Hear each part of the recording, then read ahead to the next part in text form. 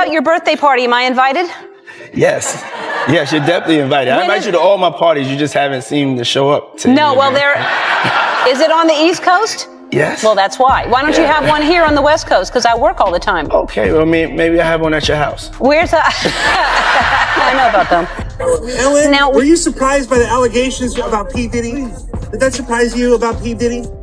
He's been on your show many times. Have you been to his parties? I don't have any real personal beef with Diddy, but it's got to go down. The bits are there. I'm a gold miner. I just found some. So, folks, a recent moment on the Joe Rogan Experience has quietly reignited a debate that's been simmering just under the surface of pop culture commentary, and it's one a lot of people seem hesitant to address directly.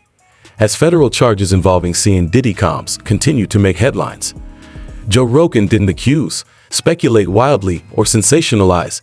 Instead, he pointed to something more subtle and arguably more interesting: the uneven way public scrutiny is applied.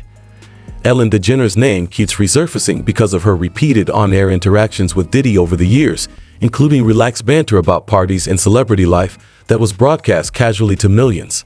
Rogan's observation wasn't about guilt by association, but about media silence, selective curiosity, and why some figures are insulated from the same level of questioning others face.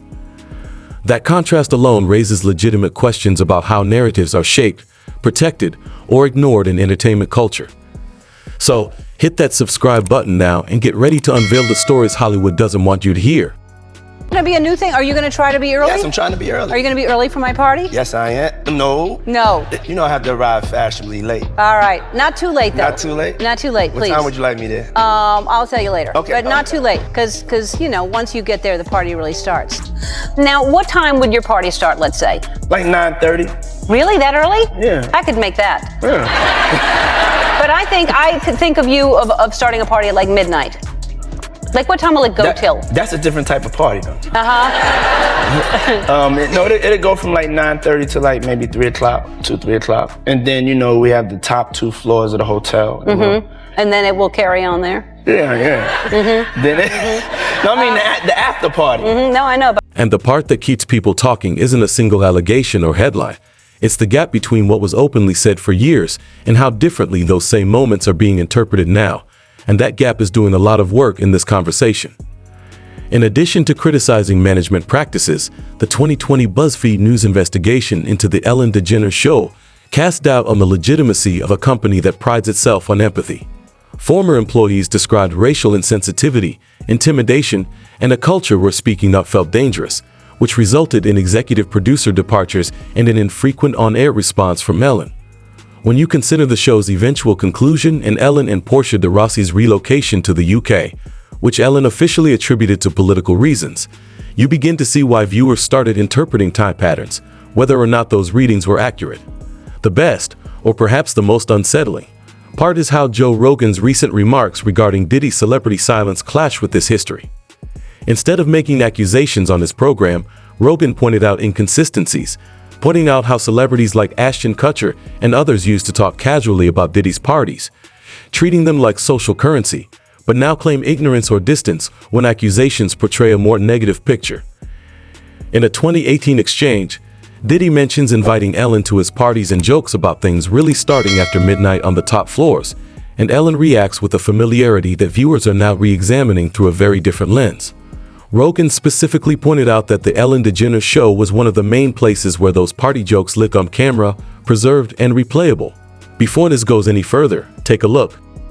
I do feel like you may not do that. You're neat, though, right? I would imagine your closet is color coordinated. Everything is hung in a certain, yes. Right? So you're neat. It's just that you're not the person that puts it back. This leads me to the perfect thing, because I would like you to clear something up. There's yes. a lot of talk going on with Chris Brown being at your place in Miami, and you arranging Chris and Rihanna getting back together. And it's my house, and I'm allowed to give my house to whoever I want to give my house Sure. to. That's number one. Number two is that I'm the type of person that I don't cast a stone or cast a judgment on anybody. And so if a friend or friends ask me for a favor, then I'm going to be there. Additionally, the discussion isn't really about any one individual being guilty of anything specific. Rather, it's about perception, patterns, and why some names feel louder in silence than in words. Joe Rogan's perspective plays right into that unease. His attention, as well as the attention of many viewers, was drawn to how, despite years of obvious proximity, Ellen DeGeneres hardly makes an appearance in the mainstream framing of the Diddy discussion. Numerous show appearances, frequent jokes about his party culture, and instances that were dismissed as lighthearted celebrity banter at the time. The tone changed when previous videos reappeared, such as the Conan O'Brien sketch from the early 2000s in which Diddy made light of locking doors at his parties. For some viewers, what was originally perceived as exaggerated humor now reads like inadvertent foreshadowing, whether it's fair or not. Curiosity then turned into expectation. Shouldn't someone at least recognize the topic once it becomes serious if they were close enough to make jokes about that setting on national television? Instead of serving as evidence, Ellen's persistent silence in videos in which she sidesteps inquiries or shows signs of discomfort served as fuel. While some observers perceive uncomfortable body language, others perceive a typical response to being cornered. The same machine is fed by any interpretation. The workplace accusations from her own program are another additional backdrop that people frequently revisit. Although they did not accuse her of crimes, former employees' descriptions of fear, pressure, and an unwritten code against speaking up created a narrative parallel that the internet couldn't help but link.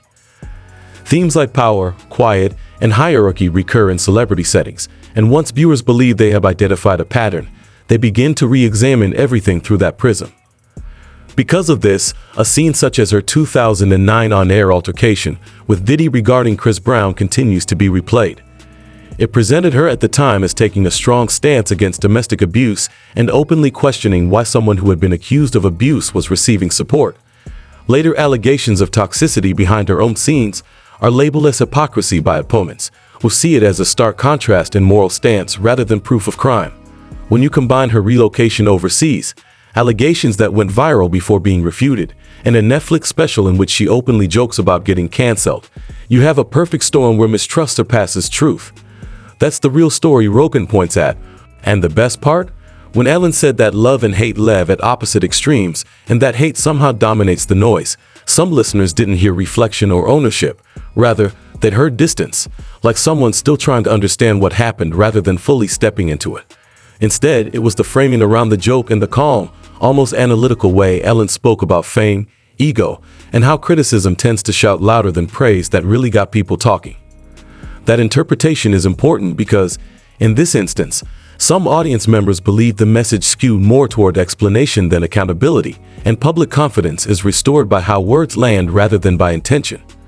Then, things got out of control, demonstrating the extent to which internet tales may go. When Aaron Rodgers casually compared Epstein Island to Ellen's former talk show set on Joe Rogan's podcast, based only on architectural similarities, Rogan quickly refuted it, pointing out that it appeared to be a typical Los Angeles building and calling it a coincidence. Although it didn't directly harm Ellen, that moment had a powerful symbolic impact. The analogy alone demonstrated how her reputation now lives in a digital world where distrust spreads more quickly than reason, and where being linked to conspiracy theories conveys more about public opinion than actual facts. The comment sections become the actual arena as a result. Some claimed it was convenient for Ellen to go covertly to England, while Diddy was embroiled in significant legal disputes. Some applauded Rogan for speaking out against what they think the mainstream media ignores, asking why some celebrities are constantly under criticism while others appear to be shielded. The body language analyzers then appear, freezing frames of Ellen dodging inquiries and interpreting discomfort, pauses, or silence, all of which don't constitute evidence. However, narrative is driven by engagement, which is driven by perception. The same things keep coming together: the accusations of a terrible environment, an apology that many people didn't find satisfactory, her leaving television, the relocation abroad, and now the Diddy fallout serving as a trigger to bring old material back into circulation. Some viewers have a straightforward underlying belief. They believe Ellen never really paid a visible price, so they look for a more comprehensive explanation to balance the scales. That's where the idea of influence enters the discussion, not as an accusation of wrongdoing, but as a theory about how power, relationships, and legacy can soften public treatment. What changes the equation is when voices like Rogan's frame these issues not as conclusions, but as open questions, because once a massive platform legitimizes curiosity, the audience amplifies it. This isn't about ranking villains or suggesting equivalence. That leap is reckless. It's about why scrutiny feels uneven when the clips exist and the optics are complicated.